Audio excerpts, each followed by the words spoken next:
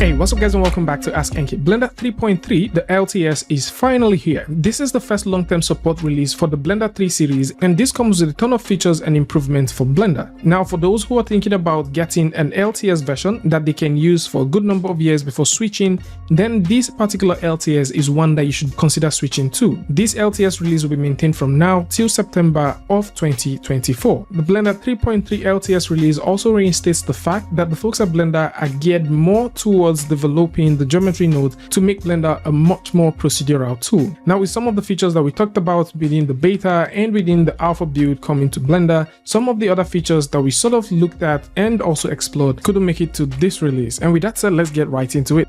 The very first one is hair, which is the new way to groom hair in Blender, now available in Blender 3.3. And it's very interesting to see that this is available with the LTS, which simply means that it will be maintained over the coming years. This brand new hair system supports geometry node, which will bring to light lots of interesting hair stylization. The tools that comes with a brand new hair system is just more than enough to create hair and also style them to your liking. And if you want to push the boundaries of what you can create, you can also take advantage of the geometry nodes to create some very stylish looking effect. To me, I think the whole procedural nature of this just makes it worth the while, and in coming months I do believe that we will see more and more improvements towards the hair system. This hair system is fully supported for Eevee and cycles, which is quite refreshing.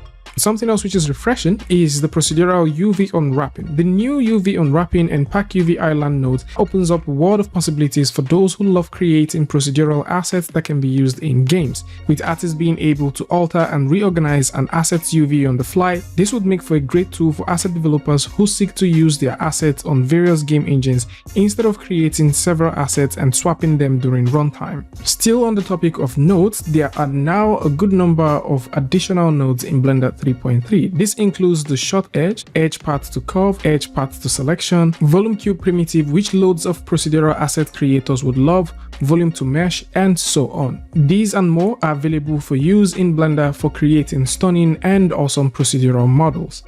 The grease pencil is another section of Blender 3.3 that has had a bit of love with this release. With an increased performance to line art loading and calculation, the new algorithm makes loading files and reading them significantly faster. There is a new sculpting mask option for editing brush strokes, a new ping pong mode in the time offset modifier, a new silhouette functionality which draws silhouettes around the selected collection or an individual object. There is also an additional parameter within the noise modifier which makes it possible to change or add noise on a stroke during keyframes. Additionally, there is a brand new shadow and light contour calculation which allows for a more accurate cast of shadow and light separation using a light source as a reference object. And finally, there is a multi-thread quad tree building method making triangle insertion and intersection calculation much more faster. And this all ties together to making the grease pencil a much more colorful, faster, and more efficient tool to use. And in terms of animation, the dope sheet and timeline editors now support grease pencil keyframes along with other objects and property. So if you're animating other objects within your scene and you're wondering if your grease pencil keyframes will be visible within the dope sheet, yes they will.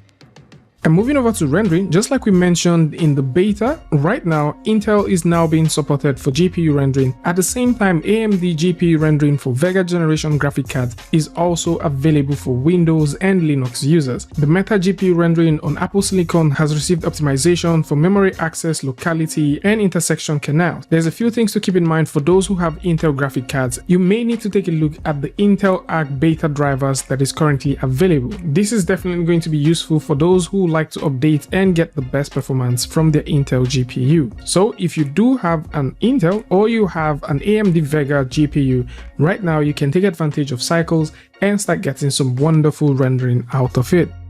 And in terms of user interface, there's a brand new support for precision touchpad gesture. This idea makes a lot of sense, especially for those who do own a laptop and would like to simply hover around several parts of Blender's user interface and get some things done. It's also worth mentioning that Blender 3.3 is the first Blender to own the dark mode settings for the title bar. This is more visible for Windows users. At the same time, if you take a look at the outliner, you also notice that 3.3 outliner has a much more user-friendly way of visualizing data. Contrary to what we had previously, right now you can see the display of overriding properties in a hierarchy with proper UI names and icons.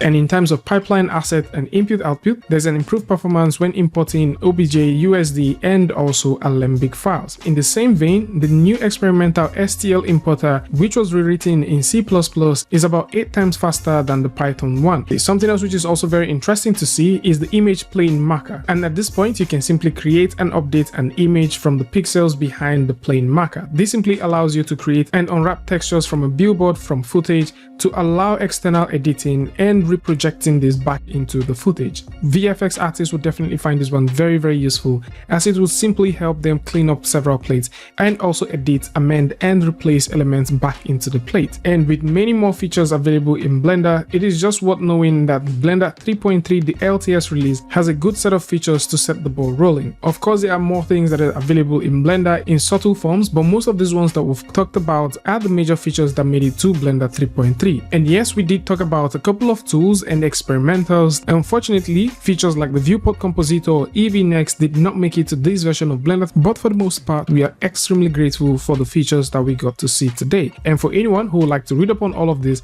I'm going to put a link in the description that will bring you right here, where you can simply come through and check it out. And of course, if you would like to join the Blender conference that will be taking place on the 27th all the way to the 29th of October 2022, there's also going to be a link in the description where you can come through and read up all of this for yourself. Something else which is also very interesting to see is the folks at Blender Foundation are putting out a job offering. They're opening positions for senior Blender developer, senior backend developer, and also a communication specialist. Some time ago, they did open other positions, and right now, these are the positions that are currently available. So if you fit into any of this category, you can simply go over to blender.org/jobs and apply for these jobs yourself. So this is more like it for those who like to download the fresh copy of Blender 3.3, or maybe you like to grab the splash screen scene, then links to this is also going to be in the description. Tell me what you guys think about this one in the comment section, and of course if you like this video or you learned something from this, you can go ahead and give a like, and don't forget to share with a friend. And until I see you guys in the next one, peace.